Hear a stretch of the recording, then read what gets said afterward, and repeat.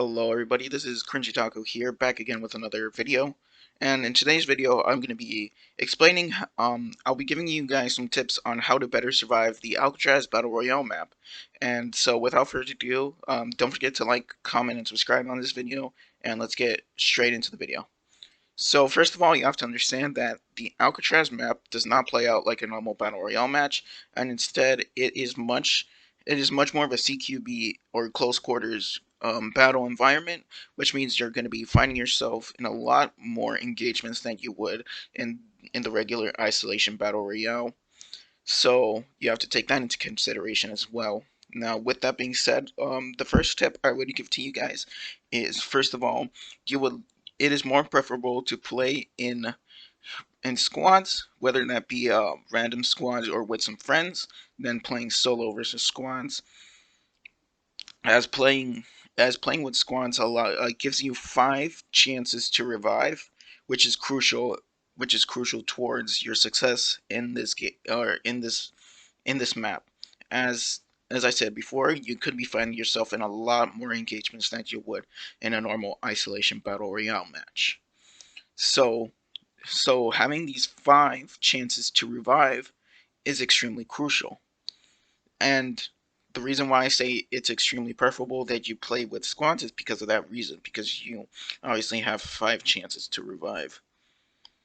Now, the second tip that I would give you guys is the following: that you want to preferably land in a zone or area that has little to no people landing near it. So, for example, you don't want to land at places like Cell House, because Cell House is going to have the most amount of people dropping towards it.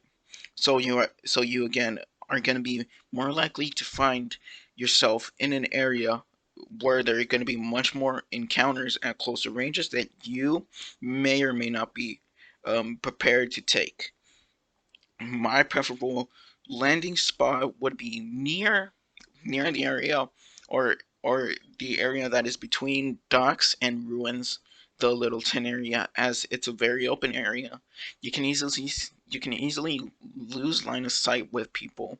There are a lot of places where you can get weapons, and like I said, it gives you an easy access to ruins, docks, and even cell house and the warden's office to some extent.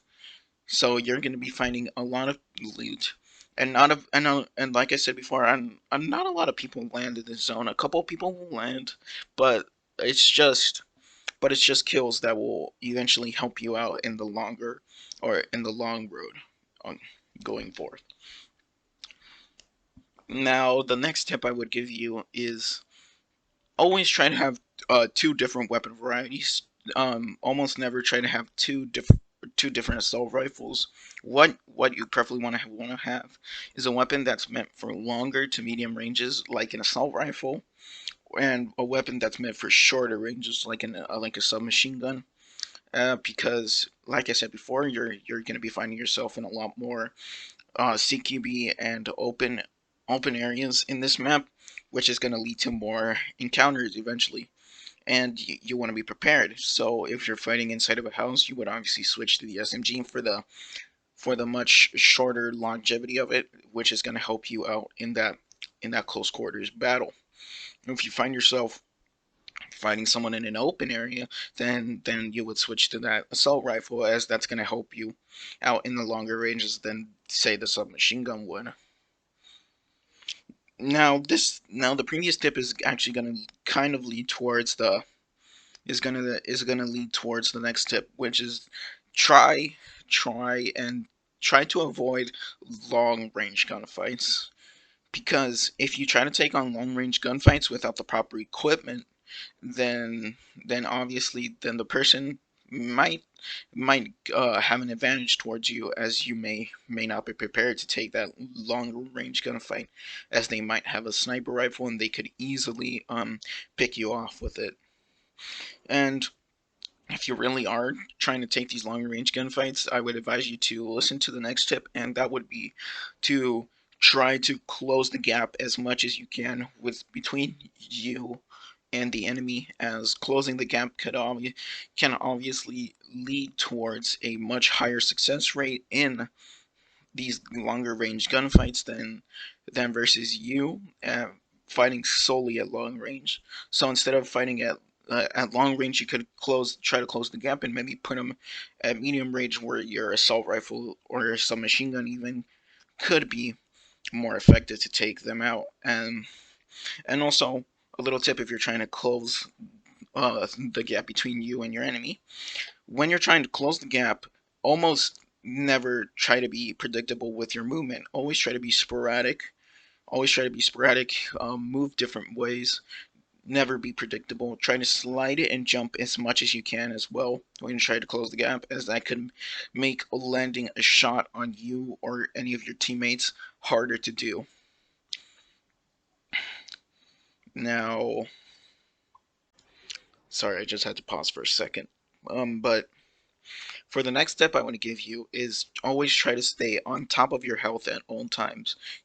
Always try to keep as much medical equipment as you can. Say it doesn't matter what it is, if it's bandages, first aid kits, and especially adrenaline syringes. Because as I said earlier, you are going to be finding yourself in much more close quarters engagements, which again is going to lead towards more eventual gunfights, which is then going to lead towards a loss of health and a deterioration of armor. So if you continuously stay on top of your health and armor, it's gonna it's gonna eventually lead towards you again being using a lot of medical equipment, but in the longevity, it's gonna help you survive a lot longer in the battle royale map, in the battle royale match. Sorry. And if you can, try to get the medic class uh, drop, because that class allows you to heal yourself much quicker, which in turn is gonna lead towards again longer survival in the long run, and it's gonna allow you to take more gunfights than you could have that you thought you couldn't have because your health was low or your armor was low. And for the final tip that I would give you guys is, if you're gonna be grinding the Alcatraz map, as it is much easier to grind on the Alcatraz map than on the isolation map.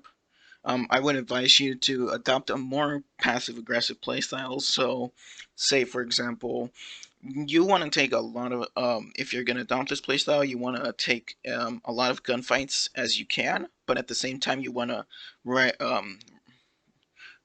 you want to ration with or or you want to be rational with these gunfights. Say if you're taking a longer range gunfight, then you want to say I can't win this, so you're gonna try to avoid it. However, if you're gonna take as many take as many gunfights as you can, I would advise you to take shorter to medium range gunfights. And for those people who um, are playing casually, I would advise you to take a more passive playstyle, because if you're playing passively, then the main objective is going to be obviously to survive as long as you can. And if you adopt a more aggressive playstyle, that obviously means you're going to take a lot more gunfights, which in turn will probably end you in getting downed or even possibly killed if you're playing solo versus squads. So yeah, those are all the tips that I would give you guys on how to survive, or how to better survive on the Alcatraz map.